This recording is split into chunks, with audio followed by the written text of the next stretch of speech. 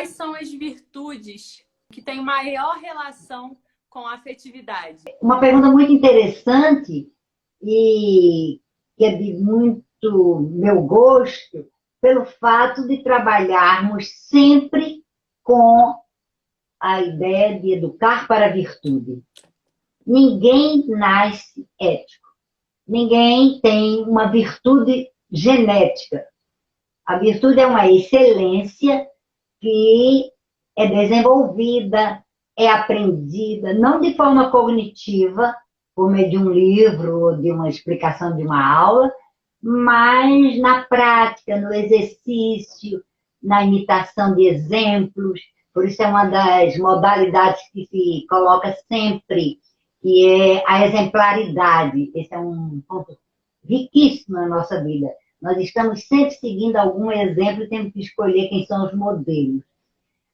Tradicionalmente, as virtudes foram estabelecidas no século IV a.C., permanecem, mas foram acrescidas outras. E há uma em especial que eu tomo como lema. Eu costumo dizer que sem gratidão não há nenhuma outra virtude. Ou, invertendo a frase, não há nenhuma virtude sem gratidão. Ora, a minha ideia, antes de aparecer a pergunta, era encerrar relacionando afetividade e gratidão. Atualmente está muito sendo assim, pesquisada gratidão, outras formas novas como gentileza, partilha, mas que algumas são até derivadas das originais. Provavelmente todo mundo sabe, só para relembrar, Aristóteles começa com a amizade. Então, nós podemos fazer uma relação, amizade e afetividade. Voltando ao primeiro momento em que nós nos encontramos aqui, afetividade é o que afeta, é o que toca, é o que entra no nosso ser, na nossa subjetividade. E é transformado em uma energia no sentido da dinâmica. A afetividade envolve todo o ser, mexe com a nossa subjetividade e chama atenção para a nossa liberdade. Nós falamos aqui várias vezes, o livre-arbítrio, a vontade, percepção. Então, a amizade exige a continuidade, o aquecimento da afetividade. Vocês imaginem que paradoxo seria uma amizade sem afetividade. É impossível. Então, a resposta começa, agora especificamente em cada virtude, com a amizade. Porque a amizade é algo fundamental. Nós não podemos viver isolados. E a amizade é um apoio, não no sentido que nós recebemos, mas que nós damos. Muitas crianças, quando nós trabalhamos, pensam assim, amizade, amigo é aquele que me dá uma bala. Amigo deixa eu brincar com ele, com a bola. Amigo me empresta a borracha. Jamais ele diz, é a quem eu dou alguma coisa. Nós trabalhamos para inverter esse processo. O amigo quer ver o outro melhorar. Tem, então, a empatia. Empatia não é aristotélica, é algo que foi desenvolvido só no início do século XX, que é estar no outro para ser com o outro em função do outro. A empatia foi desenvolvida principalmente por Edith Stein, foi até o doutorado dela, e é a única maneira de se conhecer a outra pessoa. Quer dizer, para ser amigo, precisamos da empatia. Vocês vão ver que é um quebra-cabeça. Cada peça que eu vou falando, nós vamos colocando no lugar exato e teremos um painel. Pela empatia, nós chegamos ao outro de maneira profunda. Então, é uma coisa muito rica, porque é o que se chama imediato. Imediato significa direto. Quer dizer, que não teve intermediários. Não é por meio de. Então, a empatia permite que duas pessoas se conheçam. E é um exercício, porque nada é de estalo, nada é gratuito, é um exercício contínuo, a amizade precisa ser aquecida, fortalecida, alimentada, um telefonema, uma visita, um cartão, uma lembrança que mostra, olha, você está comigo e eu estou com você. Então, da amizade, eu introduzi a empatia, que não é aristotélica, mas sempre com o propósito de relacionar gratidão e afetividade, porque essa foi a minha ideia inicial e eu estou respondendo a pergunta com o que eu preparei também. E agradeço, e a pergunta realmente é pertinente e não me causou problema porque é uma das coisas que eu venho trabalhando nesses últimos 30 anos. Então, virtude é interessante a palavra porque em grego é arete. E arete foi a palavra usada no poema de Homero pela primeira vez para dizer da qualidade, da excelência das pernas de um corredor, o herói, aquele corredor que foi o campeão. Então, daí foi aproveitada para a filosofia como a excelência. São elementos que nós temos que ter, temos que aprender a viver com eles, senão nós não somos completamente seres humanos. McIntyre diz isso. Completa até o próprio Aristóteles, porque se equivoca quando diz que o homem é ser racional. E ele que escreveu sobre virtudes. Então, McIntyre diz que o homem é um ser racional dependente de virtudes. Sem as virtudes, nós não alcançamos a plenitude da nossa humanidade. Então, uma outra virtude que podemos relacionar com a afetividade, e que às vezes parece que não é a justiça. As pessoas falam assim, justiça é imparcialidade, certo? Justiça é distanciamento. Distanciamento de quê? Distanciamento de alguma preferência, de alguma forma tortuosa para satisfazer alguma coisa. Mas a justiça ocorre exatamente porque nós somos tocados. Quando alguém é expulso de um hospital público e sem terminar o procedimento de uma cirurgia, sem ter tirado os pontos, não lhe dão prontuário, não lhe dão o resultado de patologia, dizem não apareçam mais aqui, nós temos que estar tocados. Isso realmente aconteceu recente com uma pessoa e me tocou profundamente. Nós estamos agindo para que seja feita a justiça no prontuário do paciente.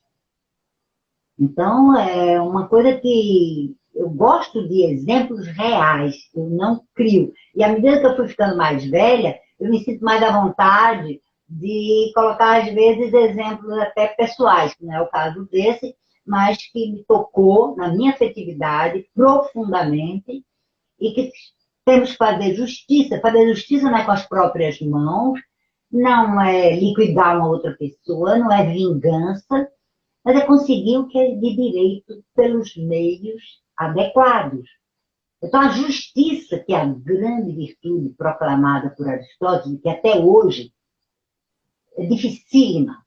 Há autores como Rawls, como o próprio McIntyre, que discutem o Michael Sanders, que está muito na moda agora, que é uma justiça pragmática, então, que até já tem em português o livro dele. Então, são autores que se debatem o que é ser justo.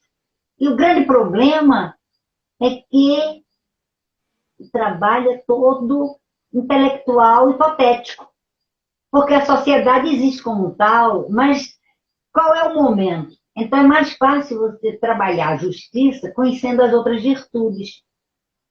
Porque realmente justiça é necessária, é indispensável e é altamente complexa por sua contextualização.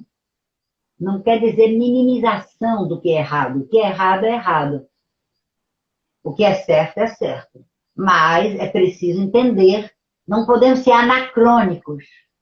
Eu sempre cito exemplos do início do século XX, em que acontecimentos que hoje não podiam sequer ser pensados dentro de universidade, em famílias, em empresas, mas que naquela época havia uma falta de esclarecimento e que você não pode julgar, então não pode fazer a justiça de hoje. Para cada momento é preciso que se tenha uma acuidade dos fatos. Um elemento histórico muito importante que nós temos horror é dizer assim, a lei de Talião, olho por olho, dente por dente. Isso foi muito antes de Aristóteles. Se conhecermos por que chegou essa lei, sabemos que é um avanço de justiça enorme, porque antes era assim, se fosse uma pessoa mais rica, então a paga era muito pior. Vamos supor assim, alguém tirou o dedo de um, eu tiro o braço. Se alguém fosse nobre, então não era a mesma medida, isso é só figurativo, olho por olho, dente por dente, é para se ter a questão figurativa. Antes era uma questão hierárquica. Então, quando se chega à lei de Talião, pode-se dizer que houve um encaminhamento de um progresso na justiça. Mas claro que não para nós hoje. Por isso que é preciso o conhecimento histórico. Nós estamos todos num processo. A história é uma tessitura, não se rompe assim.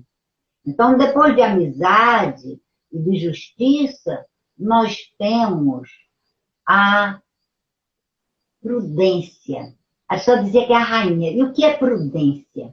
Prudência é um raciocínio para o livre-arbítrio com julgamento da situação e de todas as variáveis. Eu sempre digo que prudência não é botar o dinheiro no colchão, não é dar um passo atrás. É o contrário. Prudência é agir, é dar um passo à frente. E por isso é preciso que seja com afetividade. Nós não somos robôs, não somos mecânicos.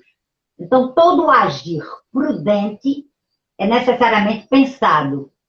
É o contrário de intempestivo. Então, aí eu já caminhei para uma outra virtude que é difícil de ser trabalhada na infância. A criança é muito imediatista, mas que se consegue. Todas são possíveis de ser vivenciadas. Não há nada místico nem sobrenatural, tudo dentro da capacidade do ser humano. E, além da prudência, por exemplo, uma que eu trabalho muito, principalmente porque ela é erradamente entendida, é a coragem. Todos nós já ouvimos um adolescente desafiar outro. Você tem coragem de atravessar a rua fora do sinal? Eu sempre comento com os alunos que nós temos uma linguagem filosófica e uma linguagem corriqueira. A linguagem de bar, a linguagem das portas da faculdade para fora. Pode até dizer isso, mas coragem é o contrário. É extremamente ligada à afetividade. Porque é um respeito, que é outra virtude que eu vou falar daqui a pouco, hoje se fala muito em resiliação. Não é uma resignação, mas é uma consciência reta do que é justo. Eu estou falando de propósito e à medida que eu falo, vocês já estão entendendo aquele quebra-cabeça montado. Não há uma virtude sem outra virtude. A coragem. E eu dou exemplos, isso me ocorreu há muitos anos na sala de aula, porque quando eu falei coragem, uma aluna estava vendo um seriado que era de uma heroína brasileira que larga a família no Rio Grande do Sul porque passa um aventureiro e ela tem uma paixão e ela é conhecida com o nome do aventureiro, Anita Garibaldi. E eu fui desmontar esse ato intempestivo para mostrar que a coragem é ela ter se apaixonado e permanecido com o marido e os filhos. Então, coragem tem que ser algo extremamente afetivo, porque a paixão não é. Isso eu falei nos primeiros encontros. A afetividade é muito mais profunda e menos dominadora, porque a vontade, o raciocínio, a liberdade continuam ativos. E na paixão não se tem mais nada. Essa palavra vem do grego, que é o patos, que quer dizer uma submissão. Então, o ser humano deixa de ser ser humano. É arrastado. Por isso que se usa essa linguagem, tem romance. Arrastado num torvelinho, num turbilhão, na paixão, porque realmente se perde o controle. Então, a coragem é exatamente ultrapassar o primeiro impacto, a raiva, o ódio, ou uma paixão amorosa, o que seja. Em criança, por exemplo, quando brigam e ficam enfurecidos, aquilo sobe a cabeça, o adolescente, eles acham que tem coragem para bater no outro, para estrangular, para enfiar uma faca. Não, é o contrário. É coragem de não continuar. Daí vem o equilíbrio, a prudência, a afetividade tem que ser muito bem conduzida.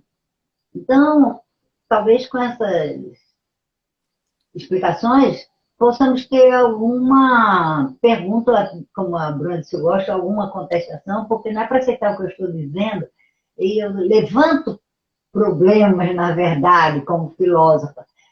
São indagações, são questionamentos. Porque, por exemplo, a temperança. Temperança é uma virtude praticamente perdida. Eu vejo televisão até a hora que eu quiser. O outro diz, eu como toda a caixa de bombons até onde eu quiser. É minha, é legítima, eu não tenho diabetes, eu que comprei, ou eu ganhei. E perdeu-se o sentido da medida correta. Qual é a medida correta para cada pessoa? Qual é o sentido? O tempo, por exemplo, é quando mais nós falhamos na justiça da temperança. Toma-se um banho com mais tempo do que seria necessário. E é preciso equacionar, temperar. Não se pode botar sal demais, que a comida fica intragável. Nem sal de menos, porque fica sem gosto. Então, temperança é a virtude em que a afetividade entra numa participação tão grande de lhe mostrar em que foi tocado, por que você vai agir assim. E sempre lembrando, vontade e liberdade. Porque aí eu tenho a liberdade de fechar esse livro, que é legítimo, que eu gosto, que eu estou estudando, porque eu tenho que preparar um almoço para alguém. Eu não posso passar o dia inteiro sentada lendo um livro. É uma distorção. Então, a temperança é uma virtude que traz um proveito até enorme, porque quando se consegue equacionar qual é o tempo que eu gasto para cada uma das coisas que eu preciso e cada uma das coisas que eu prefiro. E daí há uma harmonia. O objetivo de se viver virtudes é a harmonia, isso é a frase de Aristóteles, é a felicidade. O Hildebrand traz uma virtude que é o respeito. Se alguém não é tocado pela afetividade, não tem respeito pelo outro. Porque não tem aquele sentimento da beleza do outro, o sentimento do valor do outro. E o valor moral é o mais alto valor. Então, respeito não é temor. Ainda a semana passada, numa das aulas da graduação, apareceu essa palavra, nós estávamos lendo um documento, e que é preciso ter respeito na sala de aula, e a aluna, eu perguntei, o que é respeito? A aluna disse assim, é submissão. Respeito não é submissão, é livremente entender que há alguma coisa de admiração, alguma coisa de hierarquia, de um papel social. Eu respeito a minha diretora, a minha coordenadora foi minha aluna, a maioria dos meus chefes de departamento sempre foram meus ex-alunos, porque eu estou lá há mais tempo e sou mais velha, coordenadora de monitores, minha aluna. Então, eu tenho que respeitá-las. Eu não posso entrar na sala da diretora sem ter marcado uma hora com ela. Isso é respeito. É uma adequação a todo o contrato social, a todo o significado da postura. Então, nesse sentido, respeito aos pais, respeito aos professores está sendo perdido. E um pouco acima de respeito, que é considerado por um inglês que eu trabalho muito também, na Woodruff. Woodruff diz que é a virtude esquecida. Mas, como eu falei, tem diferença também a virtude esquecida, que é a virtude da reverência. Tudo nós banalizamos.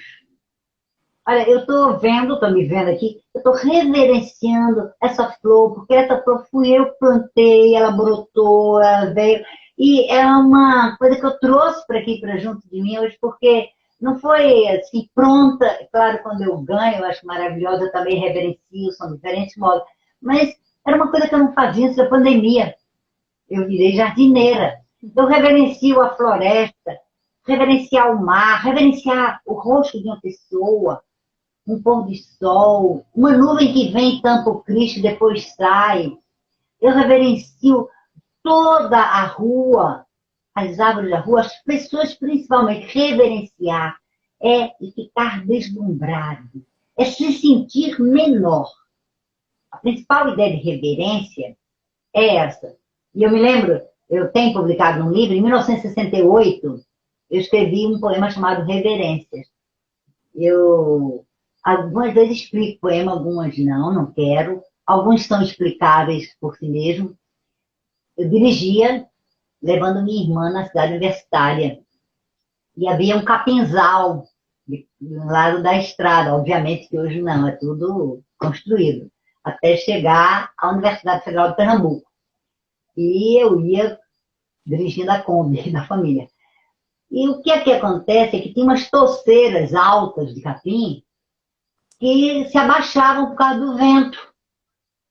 Toda vez que o carro ia passando, elas iam abaixando. E daí eu construí umas imagens e quando eu cheguei em casa, comecei a elaborar e durante alguns dias, reescrevendo, porque o João Cabral Melo Neto e o Cardomon ensinam isso.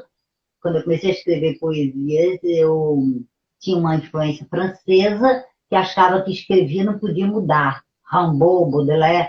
Mas depois eu aprendi que se escreve, reescreve, reescreve. E foi para o livro. E reverência é uma coisa que sempre me preocupou. Porque não pode ser esquecida. Porque pisar o outro, como se diz aqui na gíria carioca, puxar o tapete do outro. Então eu não estou reverenciando como ser humano. É interessante, e uma outra, que eu parto das mesmas perguntas, humildade. MacIntyre diz que jamais Aristóteles podia pensar em reverência ou em humildade. Porque aquela mentalidade da época, do herói, da mitologia, do semideus, não permitiria que existisse o sentido da humildade. Então, e nem da reverência. Vou reverenciar quem? Eu sou o máximo. Cada um se achava filho de Deus e parceiros de Deus, ou no mínimo heróis. Então, a humildade vem só com o cristianismo e, a meu ver, por isso que a gratidão é a principal, porque a gratidão só nasce se houver a humildade. Humildade vem de humus, terra. Humildade não é negação. Uma pessoa que sabe cozinhar muito bem, oferece um banquete, um jantar simples, o que seja, e você elogia a pessoa assim, não está tão bom, mas... Não, está ótimo, eu fiz com todo o amor. Eu sou uma boa cozinheira. Isso não é falta de humildade. Graças a Deus eu consigo. Você tem que reconhecer. Ou então eu tive o privilégio de nascer numa família que valorizava receitas. Tudo isso que eu estou dizendo é um exemplo de outras pessoas. Eu sou péssima na cozinha. Então, a questão da humildade é reconhecer as potencialidades e traduzi-las em evidências. Realizá-las em ato. Então, evidentemente que eu, na minha humildade, tenho que dizer que eu sei dar aulas. Porque eu dou aula há 55 anos. Eu dou aula há 50 anos na universidade, mas eu comecei dando aula no Recife Colégio São José, Colégio Regina Passes, Colégio das Damas Cristãs. Eu dava aula em colégio, então, pobre dos primeiros alunos. No caso, era só menina, das pobres das primeiras alunas. Porque as aulas eram péssimas. Claro que tinha que ser, senão elas não melhoraram. Se eu estou dizendo que hoje eu dou aula boa, é porque antes não eram. Então, a humildade exige uma claridade de análise para reconhecimento. Se eu disser a vocês que eu sei cantar, eu caio num outro problema, que é a mentira. Aí, no problema de humildade, eu não sei cantar, eu não tenho esse dom. Então, preciso distinguir isso. E eu já fiz isso com muitos pais em escolas que me chamavam. Eu pedia, assim, um grupinho, lista tudo que você é bom. Pais de criança de 4 anos, 3 anos, tinha uns colégios aqui no Rio que me chamavam muito para reunião de pais. Isso praticamente acabou. Porque os pais não vão mais e os colégios não vão mais pagar uma pessoa de fora, fazem por eles mesmos. Mas aí, então, era muito interessante. Porque às vezes iam poucas coisas, mas tem muito mais coisas. Vocês voltem, escrevam mais. E aí, quando eu pedi assim, o que seu filho de 4 anos já sabe fazer? Pasmem, não sabiam. Os filhos desenvolvem tanta coisa. Sabe enfiar um short, sabe pegar um telefone, sabe usar uma colher, sabe tanta coisa. Sabe até ligar um celular hoje em dia. Naquele tempo não tinha celular. Eu falei, tudo nas décadas, até o fim da década de 90, século passado. Depois, agora é que os colégios não têm mais essa política de palestras e de educadores, pessoas de fora para tirarem ideias, fazer refletir. E aí eu comentava isso, vocês não podem ser cegos a si próprios.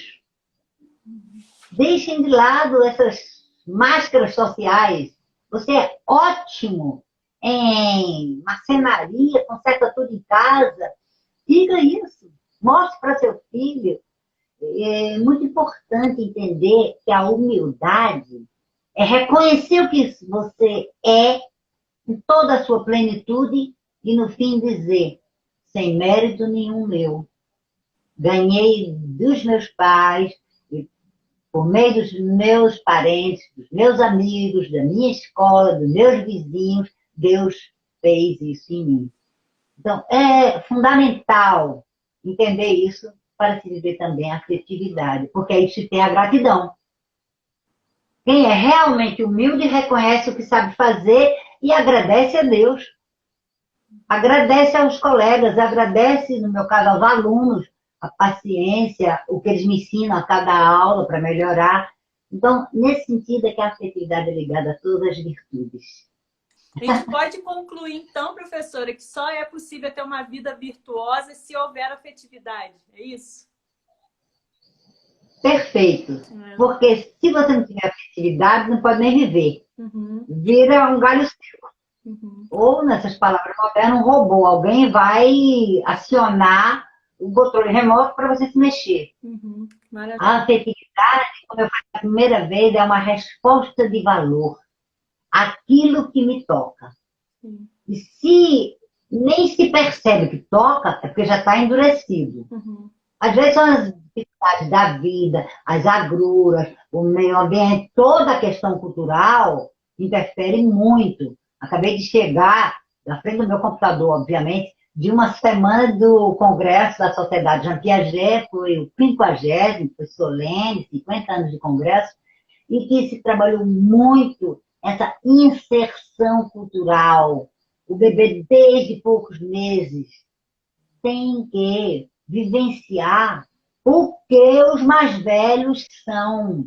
Ninguém escolhe a cultura onde está vivendo.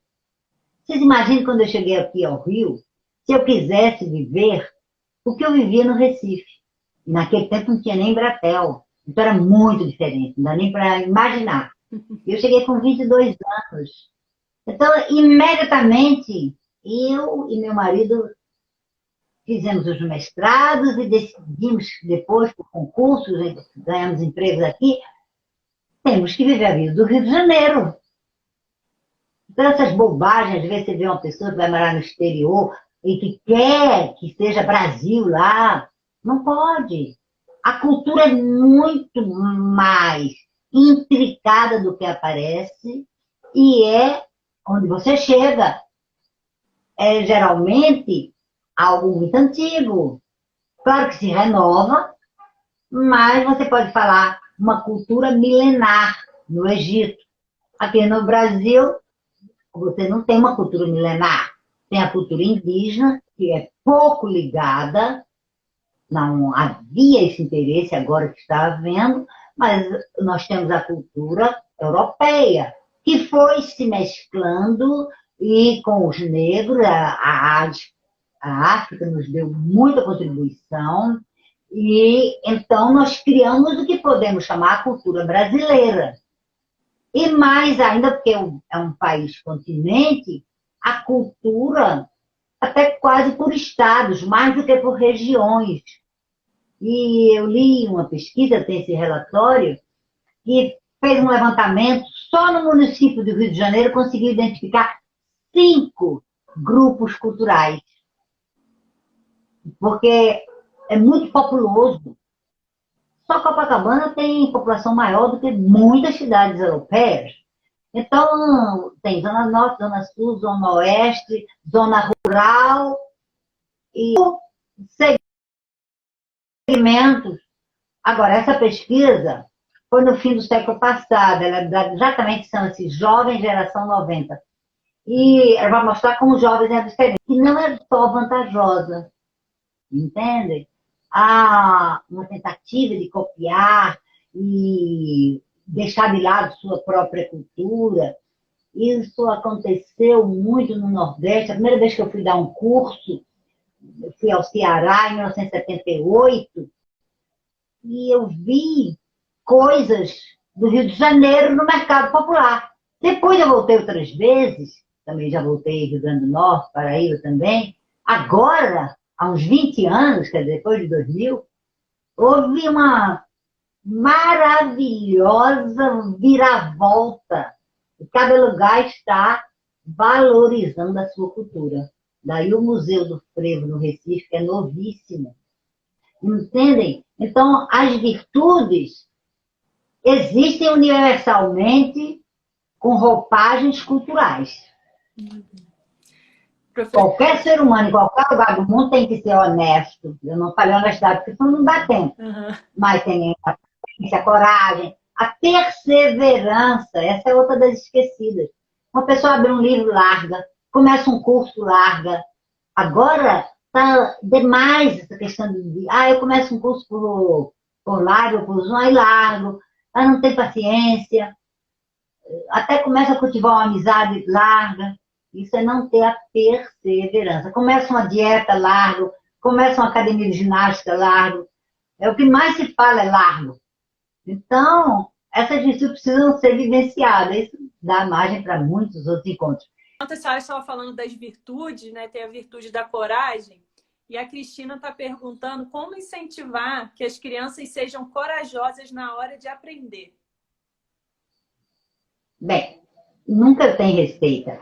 O primeiro ponto que me vem como uma questão, incentivar a coragem como reconhecimento da validade, e aí entra a perseverança, daquilo que você está fazendo. A coragem de ler um livro, aí vem a perseverança. A coragem de andar até a passarela para atravessar a rua. Vão trabalhar com a criança exemplos corriqueiros.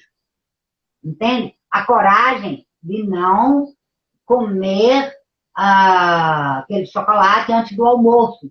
Porque ninguém usa essas frases com a palavra coragem. É verdade. Se começarmos com a criança de 2, 3 anos, a coragem de não abrir a porta do armário que a mamãe disse para não abrir. Puxar a gaveta que vai cair no seu pé. Então, mostrar uma compreensão da coragem que é totalmente revolucionária do que se estabeleceu, do que ficou com as pessoas, assim. E é por isso que eu falo que usam a palavra coragem como ato intempestivo e impensado. A coragem é observar se aquilo tem valor e permanecer com aquilo no valor. Entende? Esse ponto é uma dedicação que a pessoa tem a um valor. Muito bom. O valor da vida. Eu dei esse exemplo numa outra palestra que eu estava fazendo essa semana, foi uma aula, um sargento que no zoológico de Brasília pulou no fosso do animal porque uma criança de 3 anos tinha caído. Hoje ele é o nome do...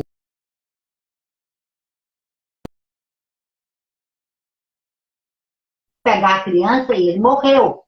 Aí vocês vão dizer, é o contrário do que você falou, que ele foi intempestivo. Não, ele viu o valor da vida. E ele deu a vida pela vida da criança. E possivelmente ele teria também vislumbrado que haveria uma alternativa, porque ele era uma pessoa treinada, um adulto jovem. Infelizmente não deu certo, mas ele salvou a vida da criança, vendo o desespero dos pais. Então, esse é um ato de coragem. O Maximiliano Kolbe, que é, para mim, fantástico. Cada um que fugisse de Auschwitz, os alemães matavam 10. Houve uma fuga, os alemães se colocaram com suas armas e você, e tinha que dar o passo à frente e aqueles 10 iam morrer. E um deles, que ainda está vivo, era um rapazinho, recém-casado, com um filho bebê, começou a chorar, a pedir que não matasse. Primeira intervenção do Espírito Santo. O alemão aceitar, ouvir aquilo sem logo ter disparado. E aí surge aquele padre, que era jornalista, que era ativista, Maximiliano Kolbe, que não era judeu, mas estava em Auschwitz, que não era só de judeu, e aí deu um passo e disse, pode trocar comigo. E o alemão aceitou. Até hoje, todos os relatos mostram, é inacreditável que tenha aceito uma proposta de um prisioneiro que era considerado um verme. Pois bem, os 10 foram para um cubículo que eu visitei, que é de 1 metro por 1 metro, todo emparedado.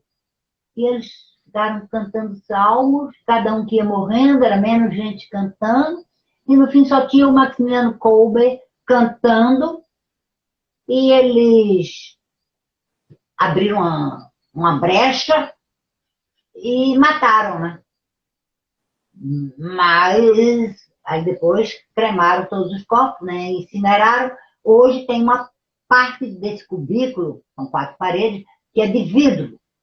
E tem um círio aceso. E esse vidro é realmente uma porta, e nós não podemos entrar, mas do vidro nós vemos.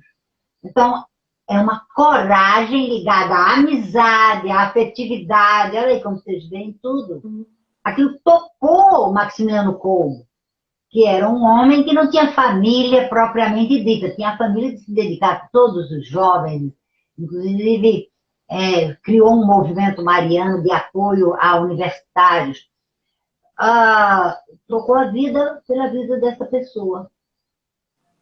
Entende? Que é uma coisa impressionante, né? Em 1995, 50 anos da libertação, esse homem deu um depoimento. Pode ser até que não esteja mais vivo, muito velhinho, porque eu estive lá em 2003, ele ainda estava vivo, porque contaram essa história que disseram esse detalhe, sabe? E é uma coisa importante. São exemplos reais. Daí se trabalhar hoje no ensino das virtudes com essa questão da exemplaridade. A coragem do professor que não fica reclamando. Porque, infelizmente, muitas vezes nós reclamamos na frente de alunos. E não podemos reclamar, porque nós estamos porque queremos ser professores. Mas é o artigo que eu estou quase finalizando. Por que somos educadores? Se alguém não fizer essa pergunta a si próprio, como se faz? Por que eu sou balconista? Por que eu sou marceneiro? Por que eu sou médico? Por que eu sou diretora de uma empresa? Ou o que for. Se você não se perguntar o porquê, não está afetivamente ligado ao que faz.